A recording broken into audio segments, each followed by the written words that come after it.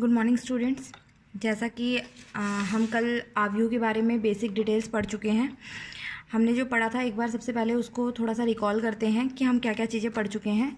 हमने पढ़ा था कि आव्यूह एक्चुअल में होता क्या है। आव्यूह क्या होता है? हमारा अरेंजमेंट ऑफ नंबर्स, जिसमें हम संख्याओं को एक आयताकार क्रम विन्यास के फॉर्म में निरूपित करते हैं। जैसे कि मैंने एक एग्जाम्पल दिया था आपको, ये एक आव्यूह है। अगर हम इसमें आव्यूह में बात करें तो हमारे पास यहाँ 2 पंक्तियाँ और 3 स्तंभ बन रहे हैं। तो इस आव्यूह की जो कोटि है वो 2 गुना 3, ये आव्यूह की कोटि है।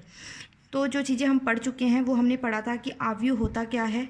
आव्यूह को हम आइडेंटिफाई करते हैं उसकी कोटि से, यानी कि उसके ऑर्डर से। ऑर्डर को लिखा जाता है in the form m cross n। जो m है वो हमें बताता है कि कितनी पंक्तियां हैं आव्यूह में, और जो n है वो हमें बताता है कि आव्यूह में कितने स्तंभ हैं। यहाँ तक हम बहुत अच्छे से पढ़ चुके थे। उसके बाद मैंने बताया था कि आव्यूह के अंदर जितने भी एलिमेंट्स होते हैं इनको हम आव्यूह के अवयव या आव्यूह के एलिमेंट्स कहते हैं, और इनको AIJ की फॉर्म में लिखते हैं हम। I जो है वो हमें बताता है कि कौन सी पंक्ति है, ith पंक्ति या ith रो, और J हमें बताता है कि कौन सा स्तंभ है।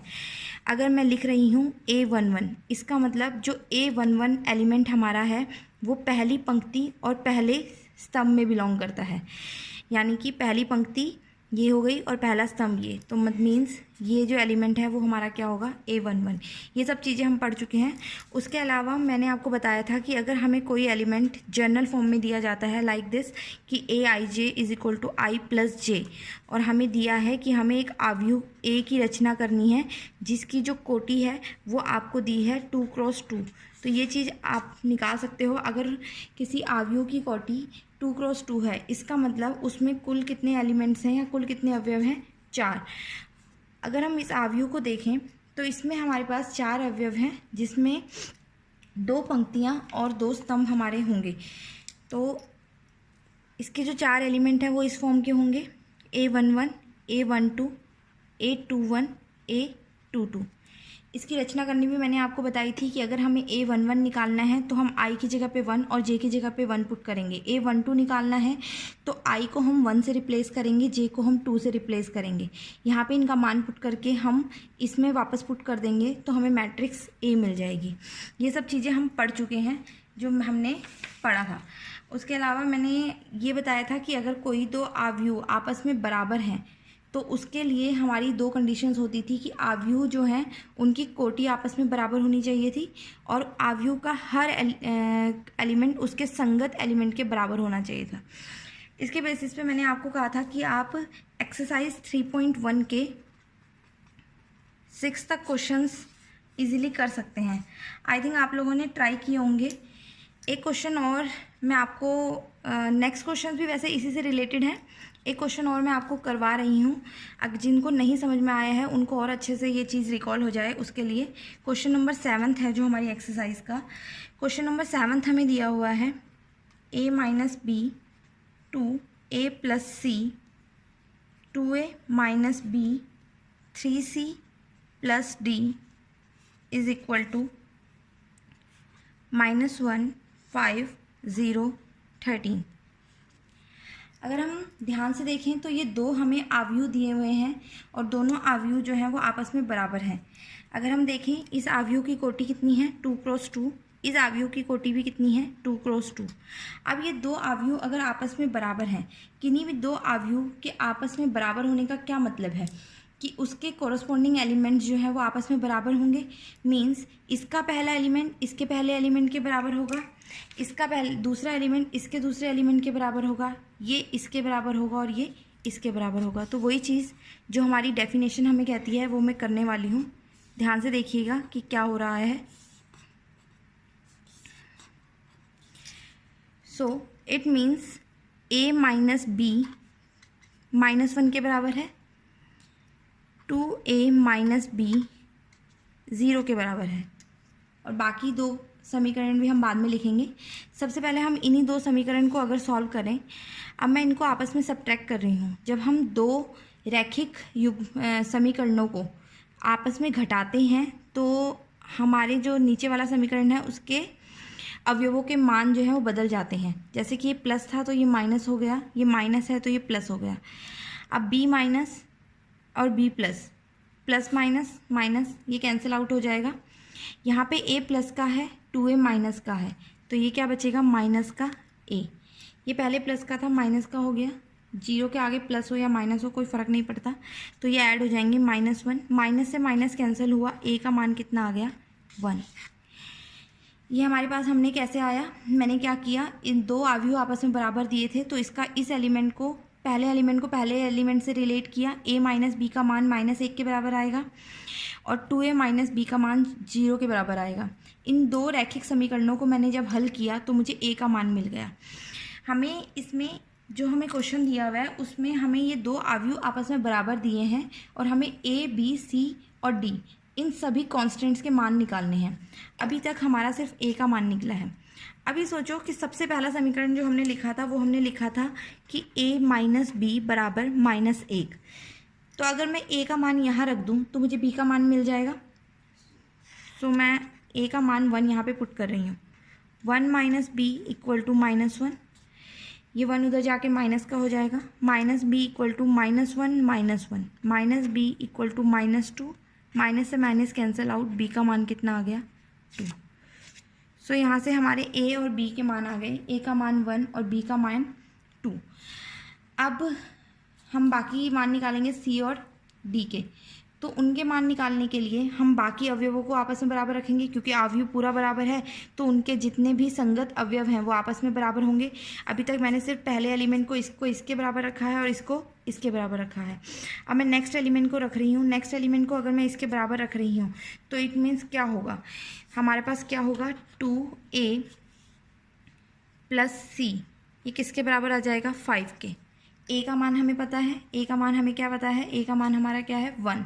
a का मान 1 मैं यहाँ पे रख रही हूँ, 2 × 1 प्लस c इक्वल टू 5। सो ये बना 2 प्लस c इक्वल टू 5। 2 उधर जाके माइनस हो जाएगा तो c का मान कितना आ गया, 3।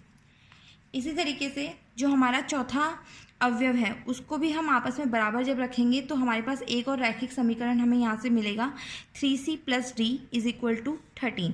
ये बना 3c plus d is equal to 13। अब यहाँ पे c का मान अगर हम रख दें तो हम इजीली d का मान कैलकुलेट कर सकते हैं। सो c का मान क्या आया था हमारा, 3। तो मैं c का मान 3 यहाँ पे रख रही हूँ। 3 × 3 प्लस d बराबर 13। सो d का मान कितना हो जाएगा, 13 माइनस 9। तो d का मान कितना आ गया, 4।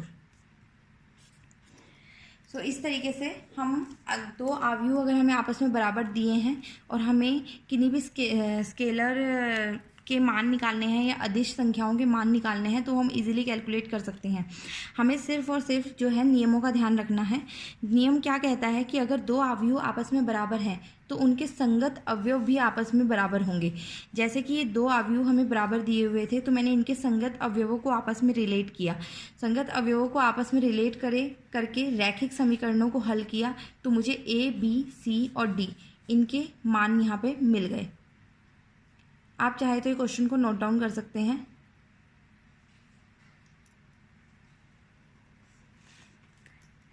इसी तरीके से जो है हमारे पास एक्सरसाइज का क्वेश्चन नंबर 9 भी इसी तरीके से दिया हुआ है कि दो अवयव जो हैं वो आपको आपस में बराबर दिए हुए हैं। उनमें आपको क्या करना है, x और y का मान निकालना है। सो आई थिंक ये आप इजीली कर सकते हो। अगर किसी को कोई क्वेरी या कोई डाउट रह जाता है तो वो मुझसे पूछ सकता है।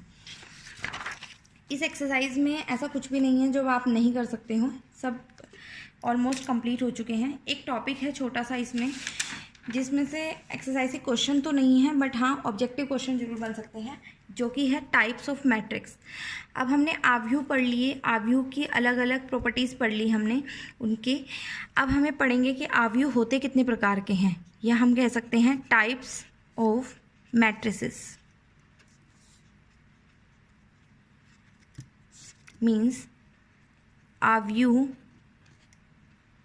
के प्रकार। ये आपको अच्छे से पता होना चाहिए, इसलिए इसको ध्यान से समझेंगे और अपनी कॉपी में ज़रूर नोट कीजिएगा। आव्यूह के प्रकार की अगर हम बात करें तो सबसे पहला प्रकार जो होता है वो हमारे पास होता है स्तंभ आव्यूह।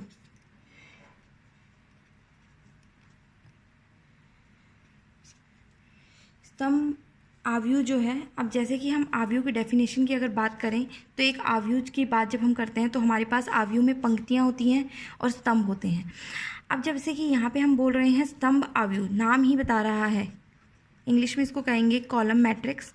इसका नाम बता रहा है कि इसमें केवल स्तंभ होगा, कोई रो नहीं होगी, ओनली वन स्तंभ। तो जो हमारे पास स्तंभ आव्यूह होता है उसका स्ट्रक्चर कुछ इस तरीके से होता है।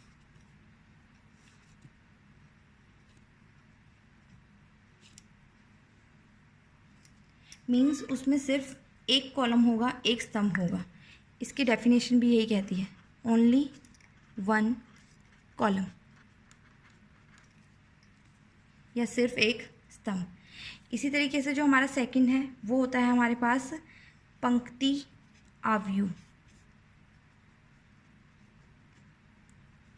या फिर रो मैट्रिक्स। रो मैट्रिक्स भी वैसे ही है कि इसमें केवल एक रो होगी हमारी, कोई कॉलम नहीं होगा।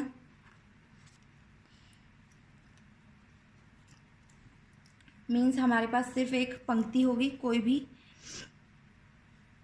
एक ही पंक्ति होगी और कोई भी पंक्ति नहीं होगी, सिर्फ एक पंक्ति।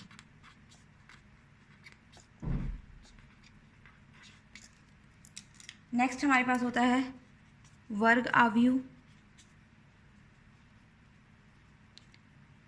या स्क्वायर मैट्रिक्स भी इसको हम कहते हैं।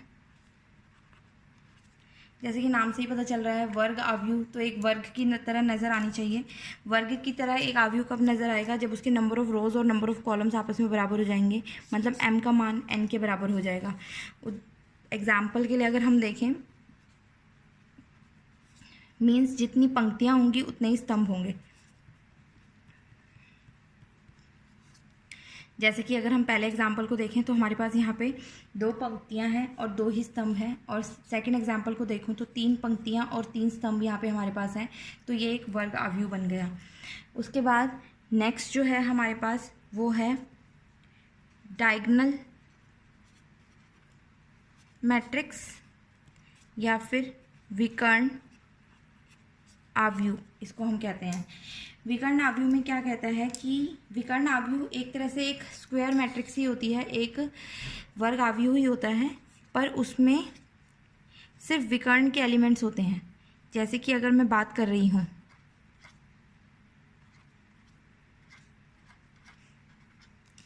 ये एक वर्ग आव्यूह है। कोई भी वर्ग आव्यूह जिसमें विकर्ण को छोड़कर बाकी सारे अवयव 0 हो जाएं, बाकी सारे एलिमेंट्स 0 हो जाएं, तो हमारे पास क्या बनती है? एक विकर्ण मैट्रिक्स बनती है। इसी तरीके से मैंने एक चार्ट प्रिपेयर किया है टाइप्स ऑफ मैट्रिक्स से रिलेटेड, तो आप इसे ध्यान से देखें और इसमें से इसको नोट भी कर सकते हैं। मैट्रिक्स के जो अलग अलग टाइप्स होते हैं हमारे पास वो इस तरीके से हैं। सबसे पहला टाइप जो मैंने बताया था आपको, स्तंभ आव्यूह, किसमें सिर्फ एक स्तंभ होता है, केवल एक स्तंभ। एग्जाम्पल भी इसका हम लिख सकते हैं 1 2 3, इस तरीके का। पंक्तियाँ कितनी भी हो सकती हैं, पर जो कॉलम है वो सिर्फ एक ही होगा। और अगर हम बात करें रो मैट्रिक्स की या पंक्ति आव्यूह की, तो उसमें केवल एक पंक्ति होती है, केवल एक ही पंक्ति होती है। और स्तंभ कितने भी हो सकते हैं। जैसे कि अगर हम इस एग्जाम्पल को देखें तो यहाँ पे एक पंक्ति है, पर स्तंभ कितने हैं? 1 2 3। इसका अगर इसकी बात करें तो यहाँ पे हमारे पास कितनी पंक्तियाँ हैं? 1 2 3, और स्तंभ कितने हैं? 1। तो इस जो आव्यूह का ऑर्डर बनेगा, या अब हमारे पास इस आव्यूह की जो कोटि बनेगी वो बनेगी 3 × 1। और अगर हम रो मैट्रिक्स की बात करें या पंक्ति आव्यूह की बात करें तो उसमें केवल एक पंक्ति होती है और स्तंभ कितने भी हो सकते हैं। जैसे यहाँ पे एक पंक्ति और स्तंभ कितने बन रहे हैं? 1 2 3। तो हम किसी आव्यूह की कोटि को क्या से लिखते हैं? पहले उसके पंक्तियों को इसकी संख्या लिखते हैं, यहाँ कितनी पंक्तियाँ हैं? 1। फिर उसके स्तंभों की संख्या लिखते हैं, यहाँ कितने स्तंभ बन रहे हैं? 3। तो 1 × 3 जो ये है हमारे पास, ये हम इसका ऑर्डर हो जाएगा। उसके बाद नेक्स्ट है हमारे पास वर्ग आव्यूह या फिर स्क्वायर मैट्रिक्स। वर्ग आव्यूह के केस में मैंने आपको बताया था कि वो आव्यूह जो है एक वर्ग की तरह नज़र आएगा। हमें वर्ग की तरह नज़र आने का मतलब उसके अंदर जितनी पंक्तियां होंगी उतने ही उसमें स्तंभ भी होने चाहिए। उदाहरण मैंने बताया था 1 2 3 4, जैसे कि यहाँ पे 2 पंक्तियां हैं और 2 ही स्तंभ हैं। नेक्स्ट है विकर्ण मैट्रिक्स या हमारे पास डायगोनल मैट्रिक्स भी इसको कहते हैं। डायगोनल आव्यूह, विकर्ण आव्यूह, जो आप कहना चाहें जो। तो इसमें क्या होता है, वो एक स्क्वायर मैट्रिक्स ही है, एक वर्ग आव्यूह ही है, पर उसमें सिर्फ विकर्ण के अवयव नॉन ज़ीरो होंगे, बाकी सारे एलिमेंट्स क्या हो जाएंगे, ज़ीरो।